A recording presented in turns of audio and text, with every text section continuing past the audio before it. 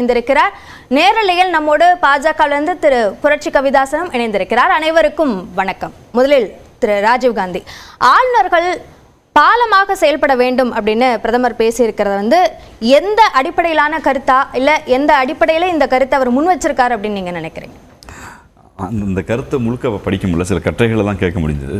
பிரதமருடைய முழு பேச்சு கேட்குற வாய்ப்பு இல்லை. சில பத்திரிகைகள் பத்திரிகையை எப்படி எழுதுறாங்க, கிரிட்டிசைஸாக தான் எழுதுறாங்க. நீங்கள் விவாதத்தின் தலைப்பு வைத்த மாதிரி அக்கறையா இல்லை அரசியலா என்று. ஆளுநர் பதவி என்பதை பொறுத்தவரை ஒரு நாள் வாதம் அல்ல. திராவிட முன்னேற்றக் கழகமும் தமிழ்நாடு அரசியலும் இந்தியாவில் மாநில சுயாட்சி குறித்து பேசப்படும் போதெல்லாம் இது தொடர்ச்சியான வாதம். பெரும் வல்லுநர்கள்லாம் இந்தியாவுடைய அரசியல் சட்ட வாதங்களிலே தொடர்ச்சியாக செய்த வாதம் தான். உண்மையிலேயே எப்படி அறிவித்திருக்க வேண்டுமென்றால், அங்கு மரியாதைக்குரிய தமிழ்நாட்டுடைய ஆளுநர் ஆர் என் ரவி இருந்திருப்பார். அவர் இப்போது ஆளுநராக இருக்கிறாரா இல்லை என்பது எங்களுக்கு தெரியல. ஏன்னா 3 நாட்களாக அவருடைய விக்கிபீடியாவோ இல்லை அரசு குடியரசுத் தலைவர் மாளிகை செய்தியோ எப்படி இருக்குன்னா, இந்திய அரசின் சட்டத்தை 163 படி நியமிக்கப்பட்ட இந்தியாவுடைய ஆளுநர் 5 ஆண்டு காலம் தான் இருக்குன்னு. இவர் அப்பாயிண்ட் மணிப்பூர்னு ஒன்று சொன்னாங்க, நாகாலாந்துன்னு சொன்னாங்க.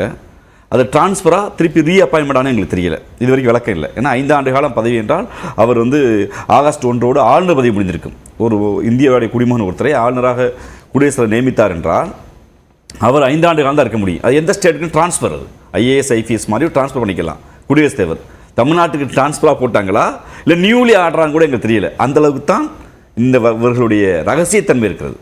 அப்படின்னா ஆகஸ்ட் 2, ஆகஸ்ட் 3, ஆகஸ்ட் 4, இன்னைக்கு ஆகஸ்ட் 5 நினைக்கிறேன், நாளைக்கு 5. அப்போ சட்டவிரோதமாக இந்த ஆளுநர் தொடர்கிறாரா என்ற சந்தேகங்களுக்கு இருக்கு. அரசியல் சட்டத்தின் அடுத்த உத்தரவு வரும் வரை அவர்தான் ஆளுநர் என்ற நிலை தானே. அப்படி இல்லை. அதாவது அந்த சட்ட விதிகள் தெளிவாக சொல்கிறது, குடியரசுத் தலைவர் விரும்புகிற வரை முதல் இது. ஆனால் அது விரும்புகிறது என்னன்னா 5 ஆண்டுக்கு தான்.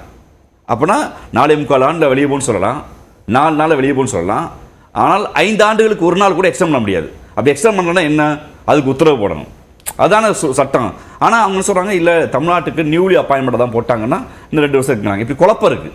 நாங்கள் திராவிட முன்னேற்றக் கழகம் என்ன இதை எப்படி பார்க்கணும்னா, ஆளுநர் பதவியே எங்களுடைய இல்லப்படாத அரசியல் சட்டத்தின் தந்தை பேரறிஞர் அண்ணா அவர்கள் சொன்னது போல் ஆட்டுக்கு தாடியும் நாட்டுக்கு ஆளுநர் பதவி வேண்டுமா என்கிறது.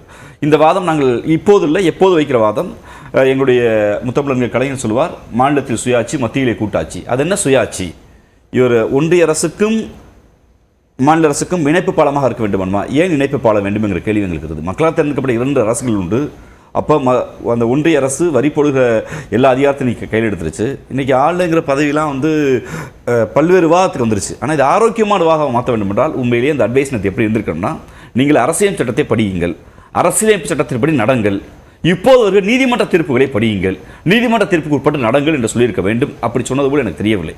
கடந்த 10 ஆண்டுகளில் இந்த 11 ஆண்டுக்கு மோடி வந்துட்டாரு. இப்போ ஒருங்கிணைப்போடு செயல்படுங்கள் அப்படின்னு சொல்லும் போது மாநில அரசுகளுக்கு ஒத்துழைப்பை கொடுக்கணும் அப்படின்ற அறிவுறுத்தலாவும் அதை பார்க்க முடியாதா? இல்லை, அப்படி கடந்த காலத்தில் மோடி அரசு இல்லையே. வெறுமனே ஒரு அறைக்கில் நடக்கிற பேச்சுவார்த்தை மாதிரி தெரியல எங்களுக்கு. செயல்பாடு தானே. 10 ஆண்டு காலத்தில் என்றாவது ஒரு நாள் உச்சநீதிமன்றம் எத்தனையோ முறை பல்வேறு முறையில் எதிர்க்கட்சிகள் ஆளுகிற மாநிலத்திற்குரிய ஆளுநர்களை கடித்து கொண்டது, கோபித்து கொண்டது. நீங்கள் சட்டம் படித்தீர்களா என்று கூட கேட்டது. சில ஆளுநர்கள் மீது நாங்கள் கண்டெம்ட் எடுக்க வேண்டிய சூழல் வந்துடும் கூட அறிவிப்பான விஷயத்தில் உச்சநீதிமன்றம் சொல்லிச்சு. அப்போதெல்லாம் ஆளுநர்களை போய் சட்டப்படி பாதுகாத்து அவர் பக்கம் நின்று வாதாடியது ஒன்றிய அரசு தான். இப்போ உண்மையிலேயே இவர்கள் அக்கறை சொன்ன அந்த விஷயங்கள் எல்லாம் கருத்துக்களாகவும் கண்டிப்புகளாகவும் இருந்தது. ஆனா அது உத்தரவா மாறல. இல்ல, உத்தரவு பிறப்பிக்க மாட்டாங்க நீதிமன்றங்களை பொறுத்தவரை. உத்தரவுக்கு முன்னாடி தான் நாங்கள் ஐயா சாமியை மன்னிச்சிருங்க அப்படின்னு பல சட்டங்களை கைது போட்டாங்க. இதே பெருமரியாதைக்கு ஆர் என் ரவி ஆகட்டும், மரியாதைக்குரிய அமைச்சர் முன்னாள் அமைச்சர் செந்தில் பாலாஜி வழக்கு குறித்து வருகிற போது உச்சநீதிமன்றமே உள்துறை அமைச்சருமே கொட்டு வச்சது. ஐயா பொன்முடி வழக்கு வந்தபோது உச்சநீதிமன்றம் இன்னைக்கு சட்டத்தை படின்னு சொல்லிச்சு. இங்கே மேற்குவங்க ஆளுநரை பார்த்து நீங்கள் சரியான்னு கேட்டபோது ஒரு பெஸ்ட் ப்ரொமோஷன் கொடுத்து இந்தியாவுடைய துணை குடியரசுத் தலைவர் ஆக்கியாச்சு. அப்போ நாங்கள் தொடர்ச்சியாக வைக்கிற வாதம் இந்த இஷ்யூவை வாதம் வைக்க விரும்பல. திராவிட முன்னேற்றக் கழகம் இந்த நாடு எதை நோக்கி நகர்கிறது? உண்மையிலேயே கூட்டாட்சி நோக்கி நகர்கிறது.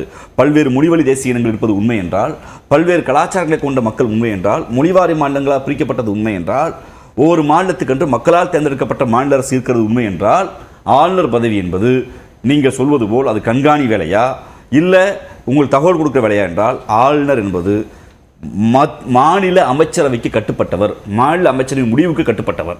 அந்த முடிவு ஒன்றிய அரசுக்கு எதிராக இருந்தாலும் அந்த முடிவு அரசியல் சட்டத்துக்கு எதிராக இருந்தாலும் அதை எதிர்கொள்ள வேண்டியது அந்த மாநிலத்தை ஆளுகிற கட்சியும் அந்த மாநிலத்தை ஆளுகிற அமைச்சரவையும் தானே ஒழிய ஆளுநர் அல்ல. ஆளுநருக்கு பொறுப்பேற்க முடியாது. உண்மையிலேயே ஆளுநர் பதவி என்பது அமைச்சரவை எடுக்கிற எல்லா முடிவுகளையும் ஏற்றுக்கொள்வது. இல்லைங்க எனக்கு இதில் போதிய புரிதல் ஒரு முறை சந்தேகம் எழுப்பலாம், இரண்டாம் முறை சந்தேகம் எழுப்ப முடியாது. அதுதான் இங்கே நிலை. அப்படித்தான் இருக்க வேண்டும். இந்த பதவி என்பது அதுதான். இல்லை இது சட்டவிரோதமாக இருக்குது, இந்த தீர்ப்பு நீங்கள் ஏற்றப்பட்ட சட்டம் அரசியல் சட்ட விரோதமாக இருக்குன்னு ஆளுநர் சொல்லக்கூடாது, சொல்ல வேண்டியது குடியரசுத் தலைவர். அரசியல் சட்ட விரோதமாக இருக்குன்னு சொல்ல வேண்டியது ஆளுநர் அல்ல, இந்தியாவுடைய உள்துறை அமைச்சர் சொல்லலாம், இந்தியாவுடைய பாராளுமன்றம் சொல்லலாம். ஆனால் ஆளுநருக்கு ராஜ்பவனுக்கு அந்த உரிமை இல்லை. ஆனால் இங்கே இருக்கிற ராஜ்பவனுடைய இங்கே இருக்கக்கூடிய ஆளுநர் எப்படி இருக்காங்கன்னா தான் சுப்ரியரி நீங்க சொல்ற குடியரசுத் தலைவர் தான் மத்திய அமைப்புகளை மாநில அரசுகளோட ஒருங்கிணைக்கக்கூடிய அந்த செயல்பாட்டை ஆளுநர் மேற்கொள்ள வேண்டும் அப்படின்ற அறிவுறுத்தல் இந்த மாநாட்டில் பேசியிருக்காங்க. இந்த மாநாடு இந்த மாநாட்டுடைய முழு பேச்சை படிக்கிற வாய்ப்பு கேட்கிற வாய்ப்பு எனக்கு இல்லை. பத்திரிகை கிரிட்டிசேஷன் தான் வெளியே வந்திருக்கு. இந்த செய்தி குறிப்பாக கூட அவங்க வெளியிடலை, என்ன பேசினாங்கன்னு முழு விவரங்கள் வரல. ஏன்னா அது ரகசிய மாநாடு போது நடந்து முடிந்திருக்கிறது, இப்போ முழு தொகுப்பு வரல.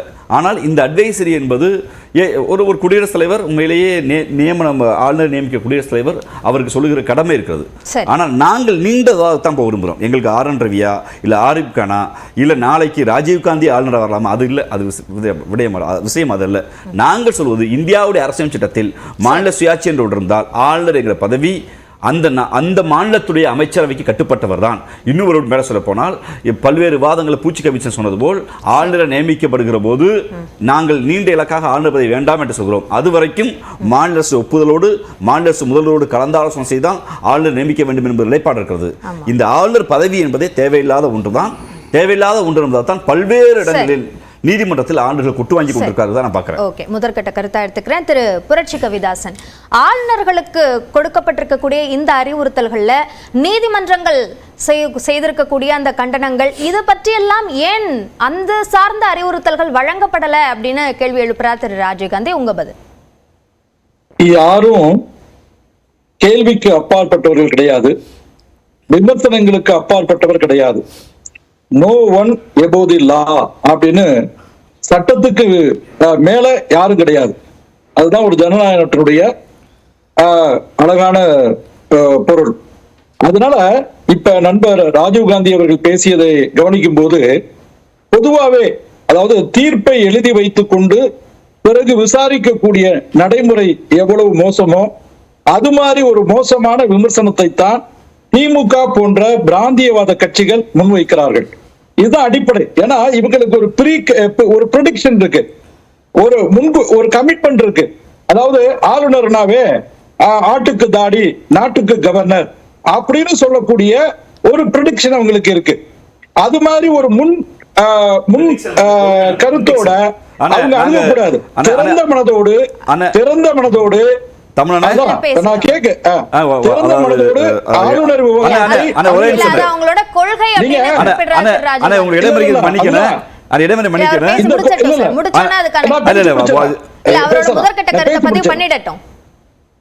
அதனால திமுக ஆளுநர்களை தன்னுடைய சித்தாந்தத்தினுடைய அளவுகோல்ல வச்சு பார்க்கிறது.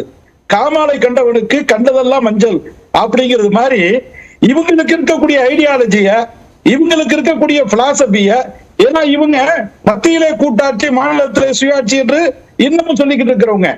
அதனால ஆளுநரை எதிர்க்கக்கூடிய அடிப்படை சித்தாந்தம் அவங்க சார்ந்த கருத்தியல் ஆளும் கட்சியோட கருத்தியல்ல இருந்து வேறுபடுது அப்படின்னா அதை விமர்சிக்கிறாங்க. அப்போ ஒரு சார்பு நிலை எடுக்கிறாங்க ஆளுநர் என்பதனால இந்த விமர்சனத்தை முன்வைக்கிறோம்னு சொல்றாங்க.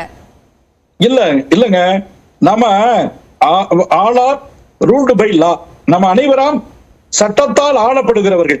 இதுல திமுக, அதிமுக, பிஜேபி, கம்யூனிஸ்ட், காங்கிரஸ் வித்தியாசம் கிடையாதுங்க. இங்கே ஒரு எழுதப்பட்ட உலகத்தின் ஆகச்சிறந்த அரசியல் சாசனம் இருக்கிறது. சட்டமேதை அம்பேத்கர் வகுத்து கொடுத்த அற்புதமான காலத்துக்கு ஏற்ற மாற்றங்களை ஏற்றுக்கொள்ளக்கூடிய ஒரு சிறந்த அரசியல் சாசனம் நம்மகிட்ட இருக்கு.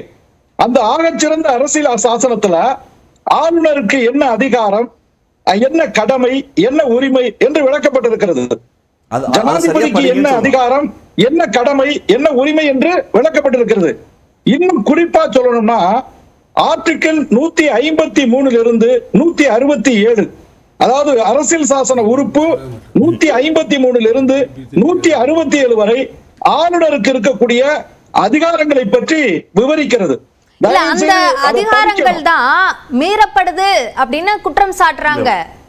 இல்ல அதுதான் இவங்களுடைய இந்த சுயாட்சி முடக்கத்துக்கு விரோதமா அவர் ஒன்றியங்களால் அதாவது மாநிலங்களின் ஒன்றியமாக இருக்கக்கூடிய மத்திய அரசாங்கத்திலிருந்து தனித்து போகிற, பிரிந்து போகிற அப்படிப்பட்ட தன்மை வரும் பொழுது ஆளுநர் தன்னுடைய டிஸ்கிரிஷனரி பவரை பயன்படுத்தலாம். அந்த டிஸ்கிரிஷனரி பவர்ங்கிறது ரொம்ப முக்கியங்க. அதாவது 2 பவர் இருக்கு, அதாவது 3 பவர் இருக்கு. ஒன்னு டெலிகேட்டட், அதாவது மத்திய அரசோட அந்த மாநில அரசு ஒத்துழைப்பு வழங்கல அப்படின்னா ஆளுநர் அதிகாரத்தை எடுத்துக்கலாமா? அப்படி குறிப்பிடப்பட்டிருக்கா? இல்ல, வழங்க வேண்டிய முறை, அதாவது ஒத்துழைப்பு மாநில அரசாங்கம் வழங்க வேண்டிய விஷயத்தில் வாங்க வேண்டும். ஒரு வகையில பாருங்க, ஆளுநர் 2 in 1ங்க. மத்திய அரசினுடைய பிரதிநிதியாக மாநிலத்தில் நிர்வாக தலைவராக இருக்கிற அதே நேரம் மாநில அரசின் குரலாகவும் அவர் இருப்பார். அதனால புரிஞ்சுக்கணும். அப்படி இருக்காங்களா என்பதுதான் கேள்வி. இந்த நேம் ஆஃப் கவர்னர் தான்.